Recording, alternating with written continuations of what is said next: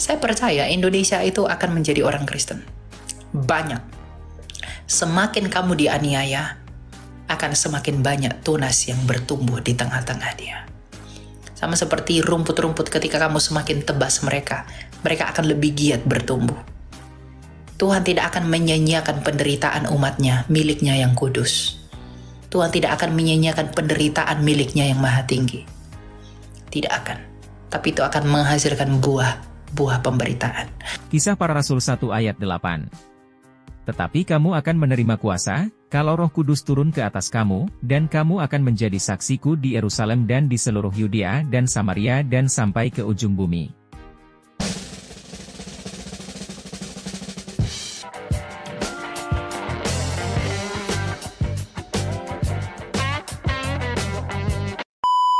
Seperti apalah gitu.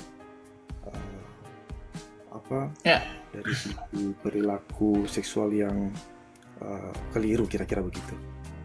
Itu kira-kira pertanyaannya.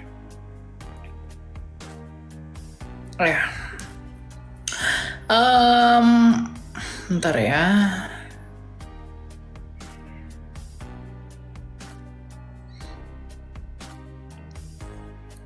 Mengenai yang pertama, apa tadi yang pertama ya? Maaf Pak, saya lupa. Terkait dengan kenapa Allah menciptakan manusia ketika Allah tahu bahwa manusia itu akan berbuat dosa kepadanya, gitu. Kenapa Allah menciptakan manusia sedangkan Allah sudah tahu bahwa mereka akan berdosa? Yang pertama sekali, pengetahuan Tuhan itu tidak pernah menjadi dasar penetapannya. Itu yang pertama. Jadi bukan karena Tuhan tahu lalu dia tidak jadi. Dia bebas di dalam karyanya. Siapakah yang dapat menghalangi dia? Itu kedaulatan Allah. Kalau kita membatasi dia, maka kita membatalkan providensi Allah. Ya. Misalnya begini. Anda tahu bahwa nanti anakmu itu bisa jatuh ke dalam dosa.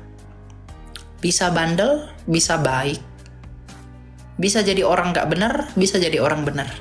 Tapi kenapa kamu masih tetap memutuskan untuk memiliki anak? Karena cintamu. Maka Allah pun begitu.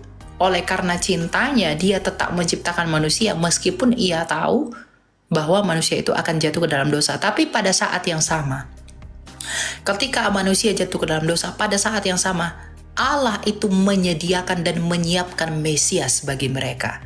Makanya yang dijanjikan Allah sejak semula kepada Adam itu adalah Mesias. Keturunan perempuan ini yang akan meremukkan kepalamu. Dan engkau akan meremukkan tumitnya. Jadi Tuhan itu tidak janjikan agama. Agama inilah yang kuridohi, inilah kamu anut. Itu tidak ada. Yang Tuhan janjikan itu adalah Mesias, penolong juru selamat yang akan membawa manusia kepada kemenangan. Itulah Yesus Kristus. Ya, jadi Tuhan memulai dengan kasih-Nya, Dia menyembuhkannya dengan kasih-Nya di dalam Kristus. Yohanes 3 ayat 16. Oleh karena begitu besar kasih Allah akan dunia ini sehingga Ia mengaruniakan anaknya yang tunggal. Dan Dia menutupnya juga dengan kasih di dalam langit dan bumi yang baru. Jadi tujuan Yesus Kristus datang ke dunia ini adalah untuk memulihkan apa yang rusak sejak semula, untuk kembali kepada tujuan awal di dalam waktu manusia. Ya, karena bagi Tuhan segala sesuatu sudah selesai. Bagi Tuhan segala sesuatu sudah selesai, bagi manusia belum. Kita harus menunggu. Ya, jadi kenapa Tuhan tetap ciptakan manusia? Karena cintanya. Karena Allah adalah kasih. Gitu. Nah, yang kedua mengenai kenapa manusia itu semakin banyak. Kalau kita lihat dalam Kalau kita melihat kejadian 5 ayat 4, bahwa Adam itu memiliki anak-anak perempuan. Anak yang disebutkan dalam Alkitab memang cuma 2, Kain dan Habel. Kemudian Kain itu membunuh Habel, Habel mati, maka digantikan oleh Set. Tetapi kemudian di dalam kejadian 5 ayat 4, Adam itu dituliskan memiliki anak laki-laki dan anak-anak perempuan. Nah, di luar Eden ada orang-orang raksasa. Nah, mereka berkawin campur, maka lahirlah Nefilim. Nefilim ini siapa? Nephilim itu dari kata Ibrani, kata sifat nafal yang artinya adalah jatuh. Jadi Nephilim itu bentuk jamak yang artinya orang-orang yang jatuh. Ke dalam apa? Ke dalam dosa. Nah, jadi mereka beranak pinak, kawin campur, maka mereka melakukan incest, maka mereka semakin banyak. Loh, kenapa ada perkawinan campur pada masa itu? Karena Taurat belum ada di zamannya Kain dan Habel.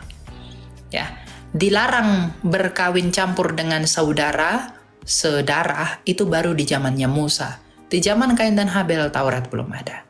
Jadi mereka melakukan itu. Gitu, ya.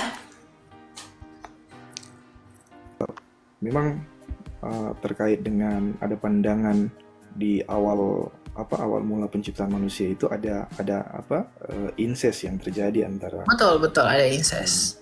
Oh iya, oke. Tapi di sekarang udah nggak berlaku karena di Taurat sudah dilarang ya. Sejak zaman Taurat itu sudah dilarang. Ya. Terima kasih Kak Elia. Boleh pertanyaan terakhir?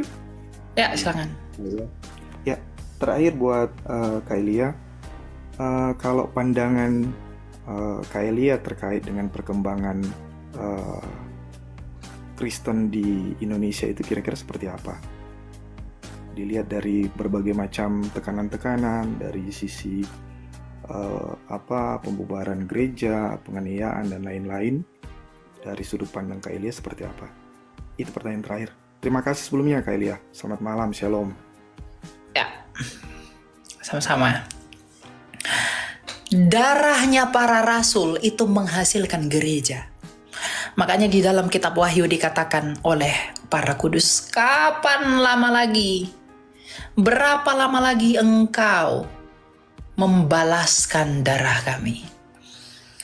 Darah martir para rasul itu membuahkan gereja. Umat jemaat yang percaya kepada Kristus. Yang membuat kekristenan adalah iman terbesar di dunia sampai sekarang. Di Indonesia, dengan banyaknya penderitaan, dengan banyaknya siksaan kepada orang Kristen, banyaknya penganiayaan orang Kristen, percayalah, penganiayaan itu tidak sia-sia. Penderitaan itu tidak sia-sia. Itu akan menjadi benih jemaat di masa yang akan datang. Saya percaya Indonesia itu akan menjadi orang Kristen. Banyak. Semakin kamu dianiaya, akan semakin banyak tunas yang bertumbuh di tengah-tengah dia. Sama seperti rumput-rumput ketika kamu semakin tebas mereka akan lebih giat bertumbuh. Tuhan tidak akan menyia-nyiakan penderitaan umatnya, miliknya yang kudus. Tuhan tidak akan menyia-nyiakan penderitaan miliknya yang maha tinggi. Tidak akan. Tapi itu akan menghasilkan buah pemberitaan. Penginjil di Tanah Batak, sebelum Nomensen, saya lupa namanya siapa, mereka datang ke Tanah Batak, lalu orang Batak karena pada saat itu masih kanibal, mereka membunuh para penginjil yang ada di Tanah Batak itu. Kepalanya digorok sama mereka. Ya. Lalu darahnya itu dibuang ke sungai. Tapi sebelum penginjil itu mati, apa kata penginjil itu? Sama seperti darahku yang dibawa arus sungai kemanapun pergi. Sampai ke situlah kemudian jemaat Tuhan akan bertumbuh. Dan sekarang Tanah Batak menjadi milik Kristus. Orang Batak itu mayoritas Kristen. Jadi darah penginjil, darah misionaris yang tertumpah itu tidak sia-sia. Demikian juga penderitaan orang Kristen di negara ini. Tidak akan menjadi sia-sia. Di kemudian hari, di dalam waktu dan kedaulatan Allah, itu akan berbuah. Banyak jiwa yang akan dituai oleh Allah. Di dalam kesemuanya itu. Jadi bersabarlah di dalam penantian dan pengharapan kita masing-masing. Ya, gitu ya. Amin. Terima kasih. Ya. Berkati. Oke, Tuhan berkati ya. Ya, silakan Pak Cibu. Shalom, selamat malam Bang Elia. Ya. Ya, shalom untuk kita semuanya. Mohon maaf dan terima kasih sudah diizinkan untuk naik sebelumnya.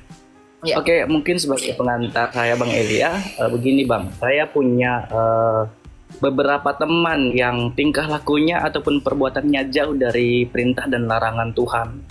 Nah, di sini saya ingin menyadarkan mereka bahwa apa yang mereka perbuat itu tidak benar, tidak sama seperti perintah Tuhan. Tapi saya takut dikatakan sok kamu yang paling bertuhan. Nah, di sini saya hanya meminta bagaimana tips tipis-tipis supaya saya bisa mengajarkan kepada kawan-kawan saya bahwa apa yang mereka lakukan itu tidak baik. Namun dalam keadaan saya tidak memiliki ataupun tidak mempunyai wawasan mengenai ajaran Tuhan itu lebih dalam gitu, Kak. Terima kasih. Halo. Oke, jadi pertanyaanmu adalah cara untuk tips tipis-tipis supaya saya bisa menyadarkan kawan-kawan saya ini bahwa apa yang mereka lakukan itu tidak benar gitu, Kak. Oke. Ya.